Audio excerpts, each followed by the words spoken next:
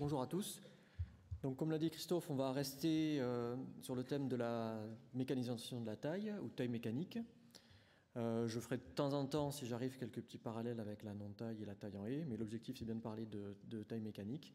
Et je vais vous présenter des résultats, donc là pour le coup agronomiques, c'est-à-dire de rendement, de qualité des vins, pour faire simple, sur des suivis de parcelles qui durent maintenant depuis 6 ans, en Languedoc-Roussillon, avec une petite incursion dans le Vaucluse sur un cas particulier. Alors, on a un réseau de parcelles qui est suivi par les chambres d'agriculture Haute-Gare, Hérault. On a travaillé sur à peu près tous les cépages. Alors, je ne vous détaillerai pas après dans les graphiques, mais il y a des chardonnays, des sauvignons, des merlots, des cabernets, marcelats, enfin, une assez grande diversité.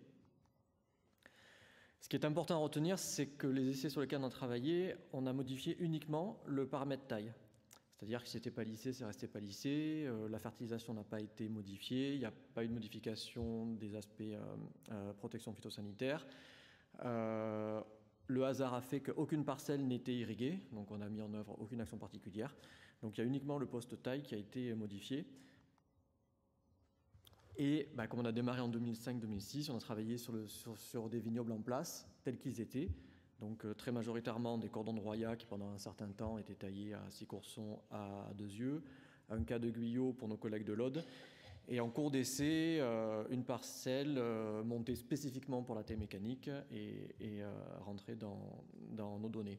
Donc l'objectif était bien clair, donc ça c'est pour faire le pendant avec l'intervention de Denis. On souhaitait travailler sur la mécanisation de la taille en restant exactement dans les mêmes objectifs produits que ceux qu'on avait quand on taillait manuellement. Donc, pour le résumer de façon un peu simpliste, grosso modo sur des 20 pays, 20 pays zones, 20 pays doc. Voilà. Je précise que pour les appellations, en général, les décrets fixent un nombre d'yeux, donc on ne parle pas de taille mécanique en appellation. Voilà,